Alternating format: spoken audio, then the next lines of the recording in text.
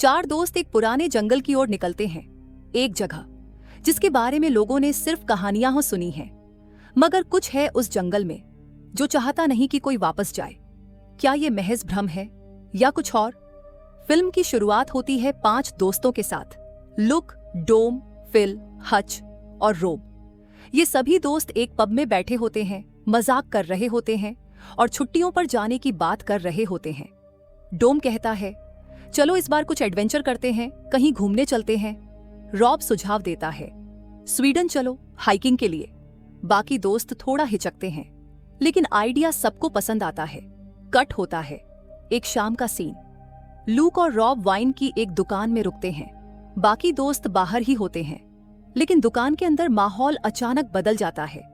2 नकाबपोश लुटेरे दुकान में पहले से मौजूद होते हैं। उन्होंने दुकानदार को धमका रखा होता है। लूक एक कोने में छिप जाता है, लेकिन रॉब वहीं खड़ा रह जाता है। लुटेरे रॉब से उसका वॉलेट और कीमती चीजें मांगते हैं और फिर उसकी उंगली की शादी की अंगूठी भी मांगते हैं। रॉब इनकार कर देता है। एक लुटेरा गुस्से में चाकू निकालता है और रॉब पर बार बार वार करता है। लूक सब देख रहा होता है, लेकिन डर के मारे कुछ नहीं कर पाता। रॉब की मौके पर ही मौत हो जाती है। लूक कोने में छिपा हुआ सब कुछ देख रहा था, लेकिन डर के मारे वो कुछ भी नहीं कर पाता। वो चाहकर भी अपने दोस्त रॉब की मदद नहीं कर पाता और ये गिल्ट उसे अंदर ही अंदर तोड़ने लगता है। 6 महीने बाद अब हम 4 दोस्तों को देखते हैं जो स्वीडन के उत्तरी पहाड़ों में हाइकिंग ट्रिप पर आए हैं। ये वही ट्रिप है जिसकी प्लानिंग रोब ने की थी और अब वो लोग उसकी याद में ये ट्रिप पूरा करने निकले हैं। सबसे ज्यादा गमज़दा लूक है। उसे हर पल ये महसूस होता है कि अगर उस रात उसने कुछ किया होता तो रॉब जिंदा होता। एक सीन में चारों दोस्त एक छोटी पहाड़ी पर बैठते हैं, हाथ में वाइन का फ्लास्क लेकर, रॉब को याद करते हुए। अगले दिन हाइकिंग शुरू होती है। ट्रैक पर चलते हुए मौसम खराब होने लगता है और रास्ता काफी कठिन हो जाता है। तभी एक चढ़ाई पर डॉम का पैर फिसल जाता है और उसका टखना बुरी तरह मुड़ जाता है। अब वो ठीक से चल नहीं पा रहा। समय बचाने और डॉम की हालत को देखते हुए हच मैप निकालता है और एक शॉर्टकट का सुझाव देता है जो सीधे एक घने और अनजान जंगल से होकर जाता है। लूक इस फैसले को लेकर नाखुश होता है। वो कहता है, अगर हम इस जंगल में फंस गए या कुछ हुआ तो किसी से मदद तक नहीं मांग पाएंगे। लेकिन डॉम की हालत देखकर बाकी सभी शॉर्टकट से जाने के लिए मान जाते हैं। डॉम, जो सबसे ज्यादा घायल और थका हुआ था, वही जिद करता है कि शॉर्टकट वाले रास्ते से ही चलना चाहिए। बाकियों को भी लगता है कि यही सही है और चारों दोस्त उस अनजान जंगल की ओर बढ़ जाते हैं। जैसे जैसे वो जंगल के भीतर जाते हैं, माहौल अजीब होता चला जाता है। कुछ दूर चलने के बाद एक पेड़ से लटकती एक जानवर की लाश दिखती है। वो कोई हिरण जैसा जानवर होता है। उसकी बॉडी हवा में उल्टी लटकी हुई होती है और शरीर बुरी तरह चीर फाड़ कर खून से सना हुआ होता है। ऐसा लग रहा था जैसे उसे अभी कुछ ही घंटे पहले मारा गया हो। चारों दोस्त डर तो जाते हैं, लेकिन कुछ समझ नहीं आता। डॉम कहता है, शायद शिकारी का काम है, आगे बढ़ो।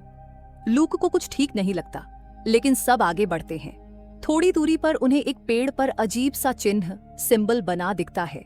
एक पुरानी नॉर्डिक रून जैसी आकृति। उसे देखकर हच अंदाजा लगाता है कि ये किसी लोकल कबीले या शिकारी का निशान हो सकता है। उसी वक्त बारिश जोर पकड़ लेती है। चारों दोस्त बारिश से बचने के लिए तेजी से आगे बढ़ते हैं। तभी उन्हें जंगल के बीच एक पुरानी टूटी फूटी केबिन दिखाई देती है। बारिश से भीग चुके और थक चुके ये लोग राहत महसूस करते हैं। लूक सबसे पहले दरवाजा खोलने की कोशिश करता है, लेकिन वो बंद होता है। थोड़ी कोशिश के बाद वो दरवाजा जोर से धक्का मारकर खोल देता है। जैसे ही वो अंदर आता है, उसे जंगल की ओर से कुछ हल्की फुसफुसाहट जैसी अजीब आवाज सुनाई देती है, लेकिन वो उसे नजरअंदाज करता है और अंदर चला जाता है। केबिन के अंदर अजीब सन्नाटा और बासी लकड़ी की गंध थी। दीवारें और फर्श सड़े हुए थे। ऐसा लग रहा था जैसे ये जगह सालों से किसी ने इस्तेमाल नहीं की। तभी हच एक कोने में दीवार पर वही सिंबल देखता है जो पेड़ पर बना था, और फिर उनकी नजर एक ऊंचे कोने में रखी गई अजीब सी मूर्ति पर पड़ती है।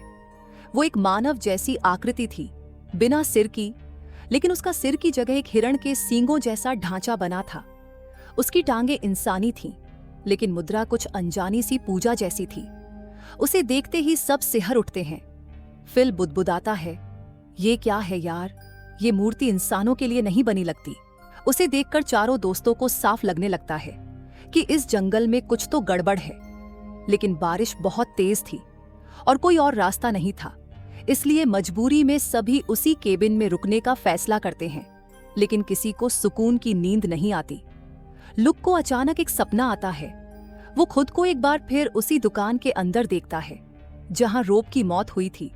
वो भागता है और अचानक उसकी आंख खुलती है, लेकिन अब वो सच में केबिन के बाहर खड़ा होता है। वो घबराकर नीचे देखता है, उसकी छाती से खून निकल रहा होता है।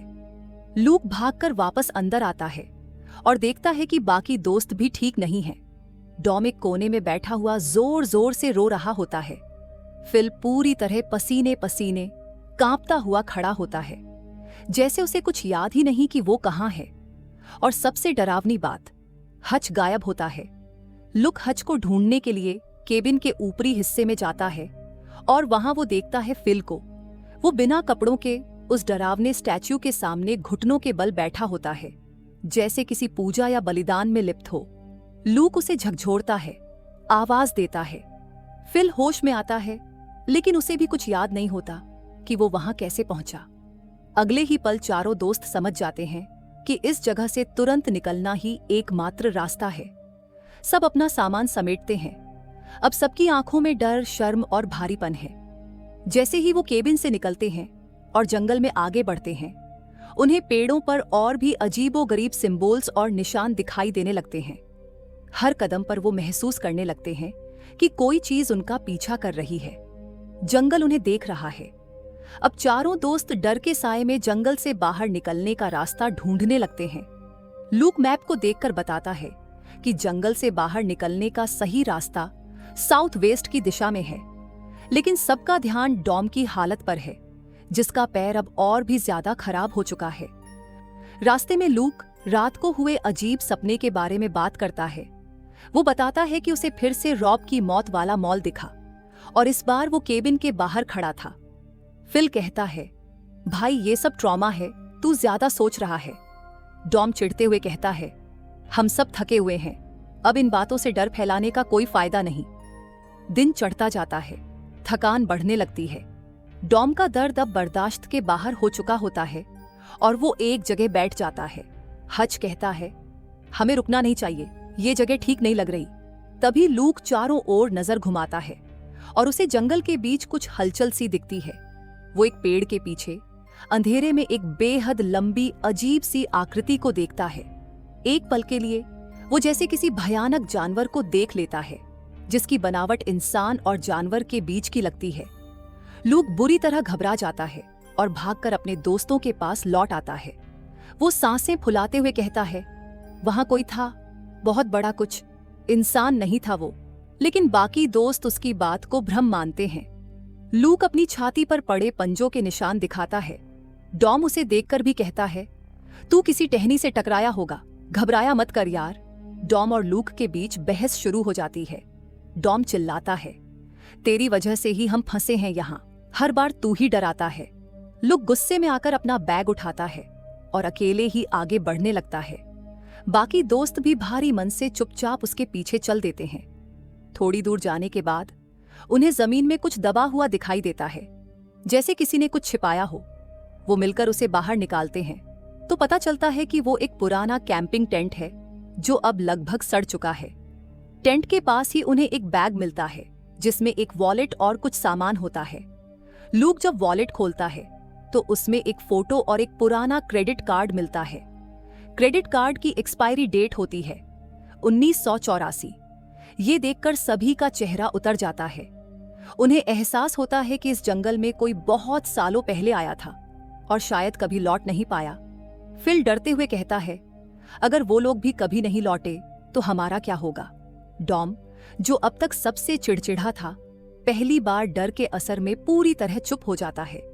लूक सोच में पड़ जाता है, क्या ये वही परिवार था जिसकी केबिन में मूर्ति थी? क्या इस जंगल में कोई ऐसी ताकत है जो बाहर किसी को नहीं जाने देती? अब रात हो चुकी थी और जंगल में चलना मुमकिन नहीं था। चारों अपने अपने टेंट लगाकर सोने की कोशिश करते हैं, लेकिन अंदर से हर कोई घबराया हुआ था। आधी रात लुक को फिर से वही डरावना सपना आता है। वो खुद को फिर उसी मॉल में देखता है जहां रॉब की मौत हुई थी। इस बार वो और ज्यादा असहाय महसूस करता है।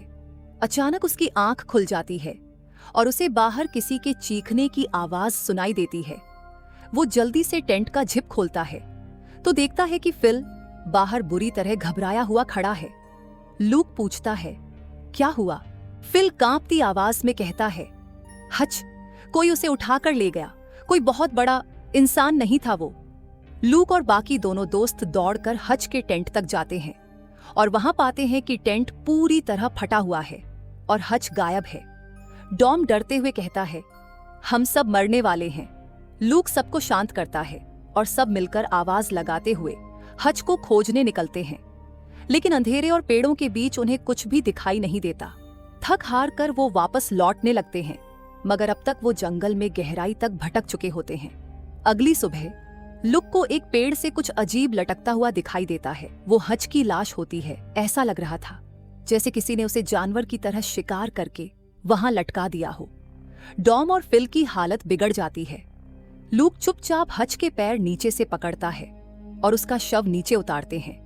अब उन्हें साफ समझ आने लगता है, ये कोई जानवर नहीं है, ये कुछ और है, और वो अब भी हमारे आसपास है। वो लाश एक पेड़ से लटक रही होती है, बिल्कुल वैसे ही जैसे उन्होंने पहले उस मरे हुए हिरण को लटकते देखा था, मगर इस बार ये उनका अपना दोस्त हच था। उसे बेहद बेरहमी से पेड़ की ऊंचाई पर उल्टा टांगा गया था। ऐसा लग रहा था जैसे किसी शिकारी जानवर ने अपने शिकार को प्रदर्शित किया हो। उसकी हालत देखकर सभी सन्न रह जाते हैं। वो लोग हच की लाश को कुछ लकड़ियों और पत्तों से ढककर एक भारी दिल के साथ वहां से आगे बढ़ जाते हैं। थोड़ा और चलने पर लूक को लगता है जैसे कोई उनका पीछा कर रहा है। अब सब समझ जाते हैं, ये सब उसी केबिन से शुरू हुआ था। रास्ते में उन्हें एक नदी या छोटा जलस्रोत दिखाई देता है। तभी लुक की नजर कीचड़ में पड़े इंसानी पैरों के निशानों पर जाती है। अब ये पूरी तरह तय हो जाता है, इस जंगल में और भी लोग हैं या कुछ और। लुक कहता है, मैं पहाड़ी पर चढ़कर देखता हूँ, शायद कोई रास्ता दिख जाए। वो चढ़ाई करता है और एक चोटी पर पहुंचता है। वहां से दूर दूर तक जंगल फैला हुआ दिखता है, लेकिन एक दिशा में उसे हल्की सी खुली जगह नजर आती है, शायद जंगल का किनारा। लूक को उम्मीद की एक किरण नजर आती है, लेकिन जैसे ही वो वापस पहुंचता है, वो देखता है फिल वहां नहीं है। डॉम घबराकर बताता है, वो बस कुछ ही सेकंड पहले यहीं था, अचानक वो गायब हो गया। लूक चारों ओर देखता है। फिल की आवाज जो जंगल में गूंजती है और फिर शांत हो जाती है। वो वहां से भागने की कोशिश करता है, लेकिन भागते हुए एक पेड़ से टकराकर बेहोश हो जाता है। और फिर वही मॉल उसकी आंखों के सामने आ जाता है। रॉब की मौत, वही दुकानें, वही दर्द। लेकिन जैसे ही उसकी आंख खुलती है, वो खुद को एक अंधेरे कमरे में बंधा हुआ पाता है। दोनों अब एक लकड़ी के केबिन के अंदर हैं और उनके शरीर रस्सियों से बंधे हैं। लूक चारों तरफ देखता है और एक कबीले जैसे लोग घूम रहे हैं। तभी एक बूढ़ी औरत लूक के पास आती है। वो उसकी छाती पर उभरे वो रहस्यमयी निशान को देखती है, जिसे वो जानवर पहले बना चुका था। बिना कुछ कहे वो उसे पानी पीने को देती है और उसी प्रतीक को दोबारा दिखाती है, लेकिन डॉम को कुछ नहीं दिया जाता। लूक गुस्से से कहता है, मेरे दोस्त को भी पानी दो, पर बूढ़ी औरत उसे अनदेखा करके चली जाती है। डॉम को केबिन के ऊपरी हिस्से में ले जाया जाता है। लूक घबराया होता है, क्योंकि अब डॉम की चीखें भी सुनाई नहीं दे रही थीं। कुछ देर बाद एक जवान लड़की, जो शायद उस कबीले की सदस्य नहीं लगती, चुपके से लूक के पास आती है। वो फुसफुसाकर कहती है, तुम्हारे दोस्त को बलि चढ़ाने के लिए तैयार किया जा रहा है, उस प्राचीन जीव के लिए जिसे हम मोडोर कहते हैं। फिर डोम को नीचे लाया जाता है। अब उसकी हालत खराब हो चुकी थी, चेहरे पर चोटें, शरीर पर घाव और मन में हार। डॉम कांपते हुए कहता है, लुक, अगर तू यहां से जिंदा निकल पाए तो इस केबिन को जला देना। अगली सुबह डॉम को बाहर एक लकड़ी के खंभे से बांध दिया जाता है। पूरा कबीला खड़ा है और सब मोडोर के प्रकट होने का इंतजार कर रहे हैं। डॉम डर के मारे कांप रहा होता है, लेकिन अपनी हिम्मत नहीं खोता। लूक अंदर ही अंदर खुद को आजाद कराने की कोशिश कर रहा होता है। और तभी मोडोर आता है, एक विशालकाय राक्षस, आधी इंसान आधी जानवर जैसी आकृति, लंबे सींग, कई हाथ और एक डरावना चेहरा जो अंधेरे में भी चमकता है। पूरा कबीला झुक जाता है। मोडोर सीधे डॉम के पास जाता है और डॉम की बलि ले ली जाती है। लूक इस मौके का फायदा उठाकर कांच के टुकड़े से अपनी रस्सी काटता है। तभी वही लड़की जो पहले उसे पानी लाई थी चुपके से उसके पास आती है। लूक उससे कहता है, क्या तुम मेरे दोस्त डॉम को पेड़ से नीचे उतारोगी? लड़की धीरे से जवाब देती है, नहीं, हम मृत शरीरों को छूते नहीं हैं। लुक उस राक्षस के बारे में पूछता है। लड़की बताती है, वो कोई आम प्राणी नहीं है, वो इस जंगल का भगवान है। हम उसे सदियों से पूजते आ रहे हैं। उसने हमें कभी कोई नुकसान नहीं पहुंचाया, बल्कि हमें अमृता दी है। लूक चौंक जाता है। अमृता? लड़की समझाती है, हर साल हम उसे बलि चढ़ाते हैं और वह हमें जीवन देता है। वो सिर्फ उन्हें चुनता है जो भीतर से टूटा हुआ हो, जो अपने किसी अपराध बोध के साथ जी रहा हो। तुम्हारे अंदर भी वही दर्द है लूक, इसलिए उसने तुम्हें भी चुना है। लूक अब गहराई से समझ चुका था क्यों वो यहां लाया गया। वो लड़की कहती है, अब तुम हमारी पूजा का हिस्सा बन जाओ। अगर तुम घुटनों पर झुक गए तो उसे स्वीकार कर लोगे, वरना तुम भी पेड़ से टांग दिए जाओगे। लुक कांप उठा था। ये उसके लिए आखिरी फैसला था। कुछ देर सोचने के बाद वो ऊपर वाले कमरे की ओर चुपचाप बढ़ता है। वहां उसे दिखती है सैकड़ों साल पुरानी सूख चुकी लाशें, जिनमें अब भी थोड़ी जान बाकी लगती है। वो समझ जाता है ये सब वही लोग हैं जिन्होंने उस राक्षस को पूजा और अब अमर हो चुके हैं। लूक अब एक आखिरी फैसला लेता है। वो सभी लाशों को आग लगा देता है और नीचे उतरकर बाहर निकलने लगता है। तभी वो बूढ़ी औरत उसे देख लेती है। लूक जल्दी से एक और कमरे में भागता है जहां उसे एक बंदूक मिलती है। वो बंदूक से एक आदमी को मार गिराता है जो उसका रास्ता रोकने आता है। लेकिन तभी वो देखता है कि उस लड़की को वो राक्षस मार देता है, क्योंकि उस लड़की ने नियम तोड़ दिए थे। अब लुक दौड़ता है, उस राक्षस पर गोलियां चलाता है, लेकिन कुछ असर नहीं होता। वो एक बार फिर से भागता है और फिर से उसे वही मॉल वाला सपना आता है। उस सपने की वजह से वो एक पल के लिए फिर से रुक जाता है। तभी वो राक्षस उसे पकड़ लेता है। लुक को जमीन पर गिरा दिया जाता है और उसके ऊपर हाथ रखकर एक नया रिचुअल शुरू किया जाता है। लेकिन लुक को पास में एक कुल्हाड़ी दिखाई देती है। वो झटपट उसे उठाकर उस राक्षस पर हमला कर देता है। एक जोरदार चीख के साथ राक्षस पीछे हटता है। लूक अब पूरी ताकत से भागता है और कुछ दूर जाकर उसे जंगल का किनारा दिखाई देता है। अब वो बाहर आ चुका था। राक्षस दूर जंगल के अंदर खड़ा गुस्से में चिल्ला रहा था, लेकिन वो बाहर नहीं आ सकता था। लूक अब आजाद था। वो आगे बढ़ता है और उसे दूर कुछ गाड़ियां दिखाई देती हैं। इसका मतलब था अब वो शहर के करीब पहुंच चुका था और इस तरह लुक उस भयानक जंगल से जिंदा बाहर निकल आता है। अगर आपको ये कहानी पसंद आई हो तो लाइक करें, शेयर करें और चैनल को सब्सक्राइब करना ना भूलें, ताकि आप ऐसी और भी थ्रिलिंग कहानियां मिस न करें। बेल आइकॉन दबाइए ताकि अगली बार जब हम आपको फिर किसी डरावने जंगल में लेकर चले तो आप सबसे पहले साथ हों।